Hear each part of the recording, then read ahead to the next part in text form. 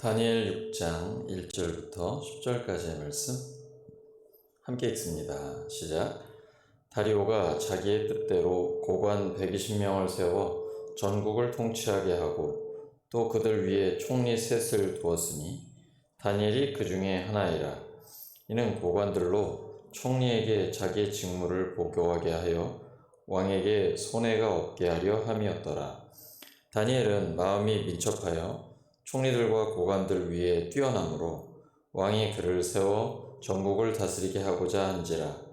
이에 총리들과 고관들이 국사에 대하여 다니엘을 고발할 근거를 찾고자 하였으나 아무 근거, 아무 허물도 찾지 못하였으니 이는 그가 충성되어 아무 그릇됨도 없고 아무 허물도 없음이었더라.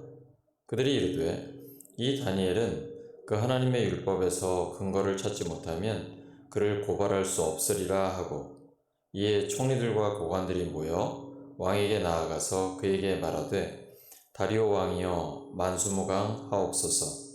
나라의 모든 총리와 지사와 총독과 법관과 관원이 의논하고 왕에게 한 법률을 세우며 한 금령을 정하실 것을 구하나이다. 왕이여 그것은 곧 이제부터 30일 동안에 누구든지 왕 외의 어떤 신에게나 사람에게 무엇을 구하면 사자굴에 던져 넣기로 한 것이니이다. 그런즉 왕이여 원하건대 금령을 세우시고 그 조서에 왕의 도장을 찍어 메대와 바사의 고치지 아니하는 규례를 따라 그것을 다시 고치지 못하게 하옵소서 하매, 이에 다리오 왕이 조서에 왕의 도장을 찍어 금령을 내니라. 다니엘이 이 조서에 왕의 도장이 찍힌 것을 알고도 자기 집에 돌아가서는 윗방에 올라가 예루살렘으로 향한 창문을 열고 전에 하던 대로 하루 3번씩 무릎을 꿇고 기도하며 그의 하나님께 감사하였더라. 아멘. 거룩한 습관, 감사 두 번째 시간입니다. 얼마 전에 제가 서울에서 가르쳤던 청년이 결혼을 한다 그래가지고 서울에 이제 올라가가지고 식사를 하고 있었습니다. 그랬더니 그 청년이 저한테 그러는 거예요. 아, 목사님 어떻게 시골에서 사세요? 아, 저는 시골에서 못 살아요. 그러는 거예요. 그 시골에 없는 것만 생각하면 시골에 살기 어렵죠. 뭐 백화점이 있어요. 극장이 있어요. 무슨 대형 병원이 있어요. 없는 게 많잖아요. 근데 시골에 있는 것이 많습니다. 시골에는 뱀도 있어요. 제가 아내랑 산책을 하다 보면 심심치 않게 뱀을 보게 됩니다. 그리고 고라니가 막 뛰어다니고요. 자연이 살아있거든요. 그리고 늘 여유가 있어요. 제가 한 1시간을 운동을 해도 한 5명도 못 만날 거예요. 그리고 조용하고 초록이 우거진 숲길이 있고, 그래서 걸으면서 기도할 수 있고 조용한 가운데 말씀을 묵상할 수 있고 좋은 게 많거든요. 그래서 저는 시골에 있으면서 감사하면서 살 수가 있었습니다. 어려운 상황에서도 감사했던 다니엘, 오늘 본문에 나오는데요. 그 사람은 매우 뛰어난 인재였습니다.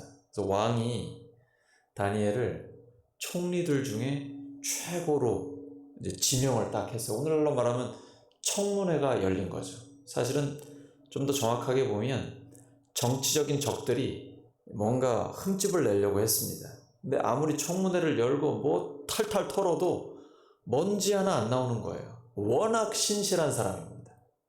늘 기도하는 사람이고 하나님 뜻대로 충성되게 업무를 보던 사람이었기 때문에 정치적으로도 흠이 하나도 없었던 거예요. 딱 하나. 신앙 문제. 이걸 걸고 넘어집니다. 소위 황제 숭배 사상을 조장을 해가지고 30일 동안은 이 다리오 황제 외에는 그 어떤 신이나 누구에게도 기도하거나 구해서는 안 된다는 거죠. 만약에 그게 발각된다, 바로 사자굴로 들어가게 됩니다. 이걸 황제가 괜찮다 이거죠. 황제 숭배니까요. 도장을 찍어버렸습니다. 다니엘이 이걸 알고도. 본문 10절 보시기 바랍니다. 10절 시작. 다니엘이 이 조서에 왕의 도장이 찍힌 것을 알고도 자기 집에 돌아가서는 윗방에 올라가 예루살렘으로 향한 창문을 열고 전에 하던 대로 하루 3번씩 무릎을 꿇고 기도하며 그의 하나님께 감사하였더라. 이게 감사할 상황인가요? 모르면은 몰라요. 근데 알고 있잖아요. 내가 기도하면 사자굴에 던져준다는 걸 알고 있으면서도 감사를 했습니다. 한번 신약으로 와서 예수님 어떠셨나요? 남자만 5,000명, 대략 따져도 10,000명 이상이 모였는데요. 점심에 점심도 못 먹고 쫄쫄 굶고 있습니다. 근데 어린아이 도시락 하나 가져왔어요. 장난하는 것도 아니고 사람이 몇 명인데 애 도시락 하나 가져와요. 예수님 어떻게 하셨죠? 요한복음 6장 11절입니다. 예수께서 떡을 가져 축사하신 후에, 이 축사가 감사합니다. 예수님이 10,000명 이상 모인 자리에 어린아이 도시락 하나 가져왔는데 이걸 가지고 감사 기도를 하셨어요. 그리고 앉아있는 자들에게 나눠주시고 물고기도 그렇게 그들의 원대로 주십니다. 그리고 먹고도 남았습니다.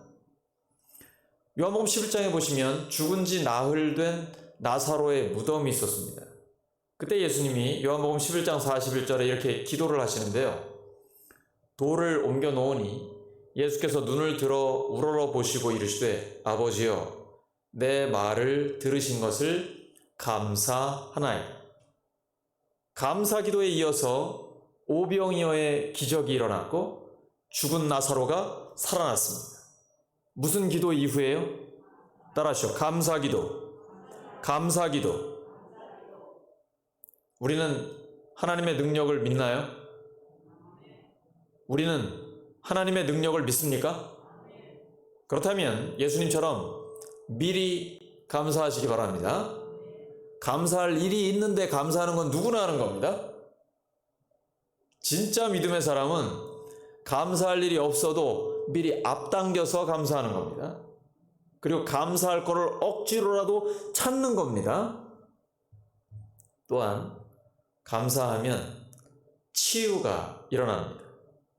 어느 가정에 신혼 초부터 10년이 지나도록 하루도 빠짐없이 고주망태가 되어 들어오는 남편이 있었습니다. 그의 아내는 그런 남편을 원망하면서 남편을 변화시켜달라고 오랫동안 기도를 해왔지만 남편의 삶에는 아무런 변화도 없었습니다. 그러던 어느 날 이 아내는 기도 중에 하나님의 응답을 들었습니다. 범사에 감사하라. 그러면 기적이 일어난다. 데살로니가서 5장 16절에서 18절 항상 기뻐하라. 쉬지 말고 기도하라. 범사에 감사하라. 이런 그리스도 예수 안에서 너희를 향하신 하나님의 뜻이니라. 우리가 알면서도 안 하잖아요. 근데 하나님께서 범사에 감사하라. 그러면 기적이 일어난다. 말씀하셨어요. 감사할 게 있어야 감사하죠. 날마다 고주망태가 돼서 들어오는데. 하지만 하나님의 응답이니 한번 감사할 것을 찾아보기로 했습니다. 그래서 억지로 겨우 감사 기도를 했습니다. 이렇게요. 한심한 남편이지만 없는 것보다는 나아서 감사합니다. 술은 취했지만 다른 데 가지 않고 항상 집을 잘 찾아와 잠을 자니 감사합니다.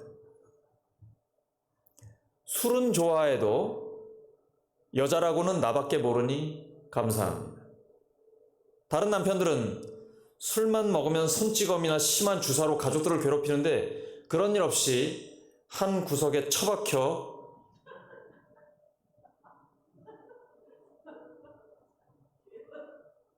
잠만 자니 감사합니다. 술을 그렇게 많이 마셨어도 아직까지 병원 한 번 안 가고 건강하니 감사합니다. 술 먹은 다음 날 결근하지 않으니 감사합니다. 토요일에는 술을 더 많이 마셔. 제가 주일에 교회 가는 거 방해하지 않고 잠들어 있으니 감사합니다. 이렇게 기도를 하다 보니까 자기도 웃겨가지고 막 웃어서 희죽거리고 있는데 혼자서 막 이제 웃고 있는 거죠. 잠들어 있던 남편이 마침 깨어나가지고 아 뭐가 좋아가지고 싱글벙글이야? 그랬더니 이렇게 말했습니다. 여보, 당신과 사는 것이 너무 감사해서 그래요. 아내의 예상치 못한 답변에 남편이 당황했습니다. 그리고 갑자기 눈물을 흘리며 이렇게 말했습니다. 내가 술 먹고 당신 속을 그렇게 썩였는데도 나와 사는 것이 감사하다니. 나 이제부터라도 술 끊으려고 노력해 보겠어. 그리고 당신 소원대로 내일부터 당장 당신 따라 교회에도 나가겠어.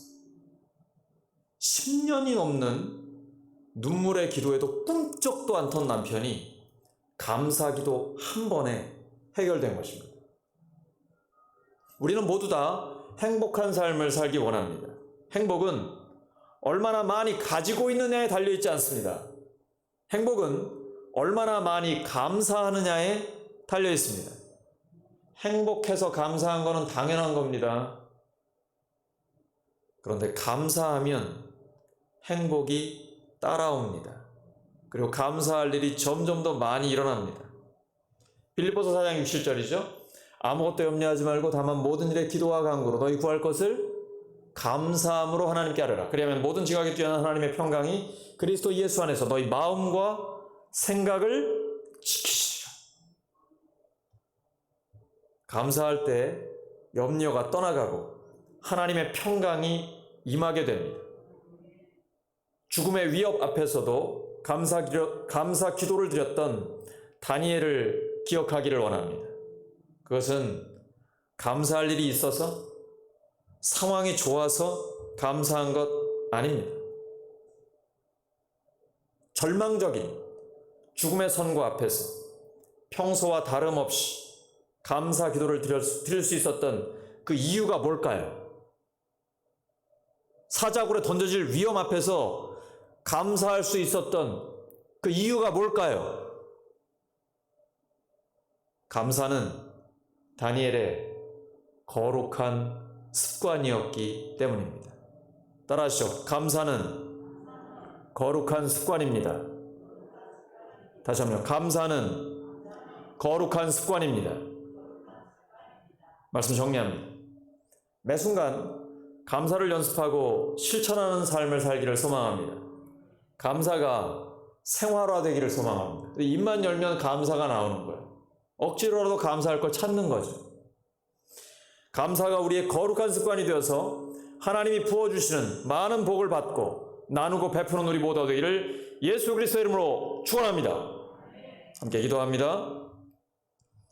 하나님 아버지, 다니엘이 늘 감사드리는 거룩한 습관을 가지고 있기에 생명이 위태로운 상황에서도 하나님께 감사할 수 있었던 것처럼 저희들도 늘 감사의 삶을 살아서 하나님이 인정하시는 신실한 성도의 삶을 살게 해주시옵소서. 예수님처럼 수많은 군중이 굶주려 있는데도 어린아이 도시락 가지고 감사하시고 죽은 지 나흘이나 된 나사로의 무덤 앞에서도 감사하셨던 것처럼 저희들도 미리 앞당겨서 감사해서 늘 하나님의 역사를 체험하는 저희 모두가 되게 해주시옵소서. 예수 그리스도의 이름으로 기도드립니다.